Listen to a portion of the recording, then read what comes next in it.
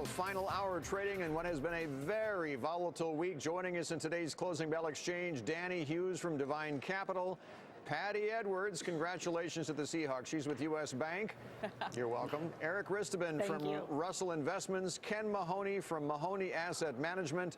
Paul Dietrich from Fairfax Global.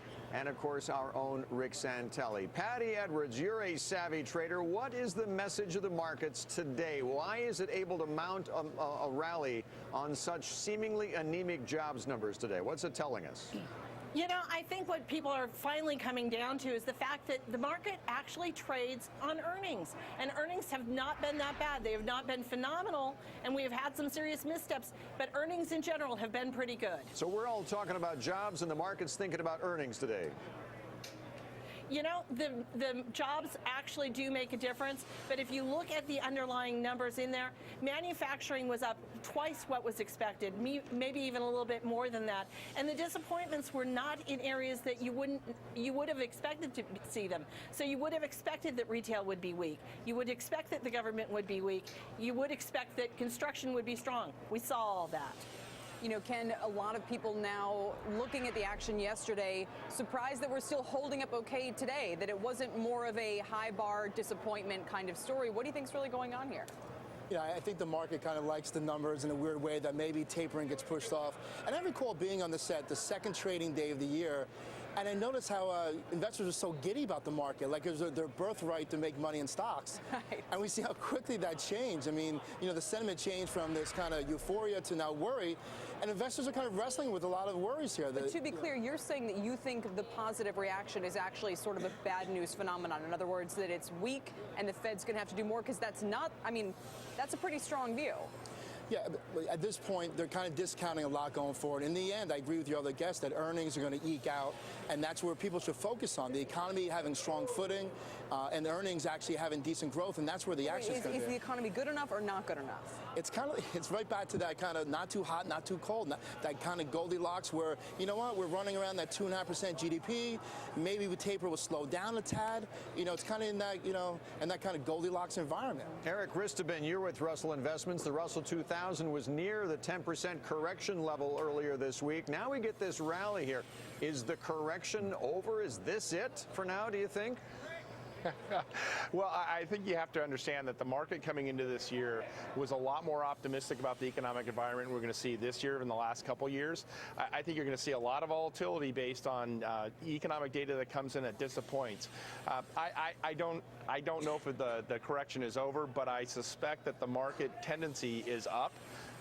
Because of the strong economy that we're seeing in the U.S. and none of the economic data we've seen globally is pushing us off of a 3% growth rate in the U.S., 3.5% globally. Danny, does that mean the correction has run its course here? No way.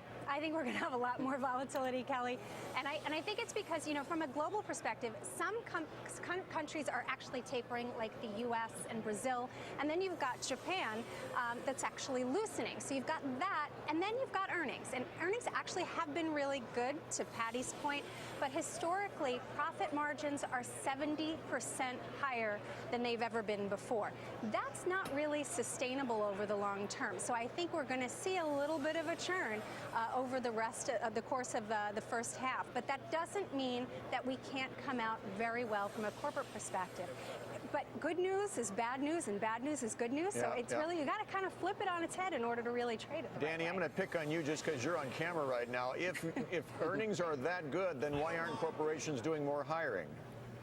For a couple of reasons. What's their incentive? Number one, the government and legislation has not been there to really push it to corporations to incentivize them to hire. Secondly, it's very expensive to hire and fire, and the healthcare rules have not helped that at all. So there's a lot of reasons why corporations have become more efficient and are holding on to that cash and not hiring like they used to. I wanted to get Paul into this conversation as well. Paul, so what is the verdict from markets today? Are we in a bad news is good news period or not? Because frankly, it seems like the benefit of the doubt here is what investors are giving this jobs report, giving this market, saying, you know what, maybe it's good enough, and not necessarily expecting anything more from the Fed. What do you think?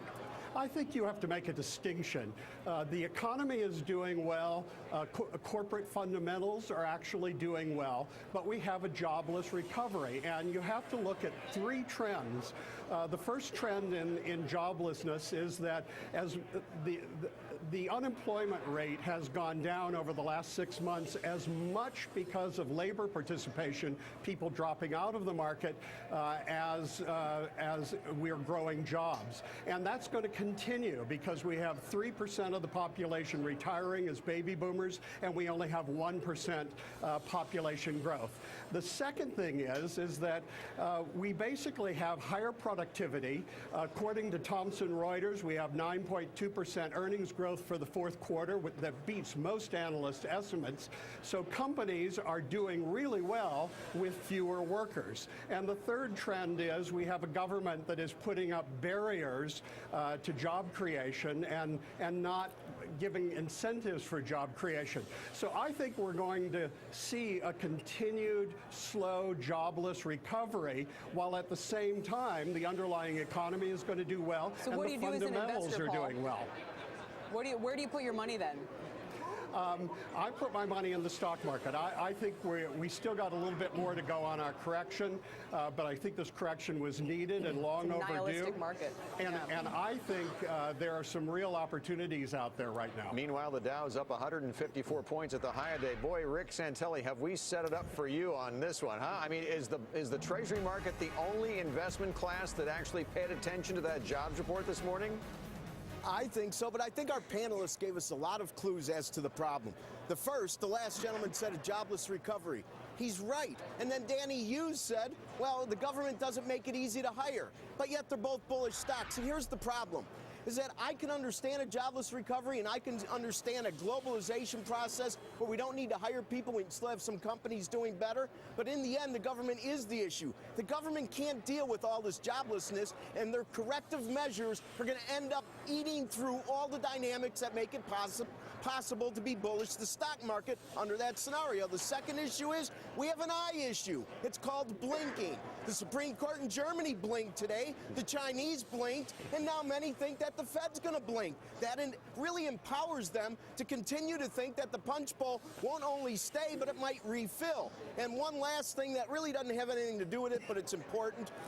If we look at what happened with Moody's today, 2 notches lower on Puerto Rico, following S&P on the 4th, 1 notch, both in junk territory. If you look at the MUB, the ETF for munis, it hardly noticed. If you look at a 1-year chart, it's hardly noticed. But I think that this is going to be an issue to pay attention to, and especially for the distressed security guys that are going to be jumping into this to see if they can find some straw to turn into gold. Crazy. They might be, Patty, but what should investors do about this Puerto Rico issue? You know, I think I'm sorry. Go ahead. Patty, go ahead. Go ahead, Patty. I was going to say, I think if you've been in Puerto Rico, you have not been paying attention to the headlines. Puerto Rico is unto itself. There are still some, we think, fantastic bargains in municipal bonds, but know the municipalities that you're buying. Don't just buy the ETF. Those don't do well in this type of a rate environment. You want to be owning the individual bonds. Yeah. All right, folks. You know, look, everybody's following indicators like the January barometer, the Super Bowl indicator, the AFC team won. I'm going to go with the groundhog here. You know, the groundhog didn't see its shadow. 6 more weeks of a correction. Yeah, the groundhog didn't see his shadow because he couldn't get out. He was dropped, the poor Pat. Groundhog didn't see his shadow because he couldn't get out of his hole. There was too much snow on the ground. Yeah, exactly. Thank 6 you more all, weeks of folks. correction. Have a great Thanks, guys, very weekend. much. Everybody Appreciate watch the Olympics. Have a good time with that. So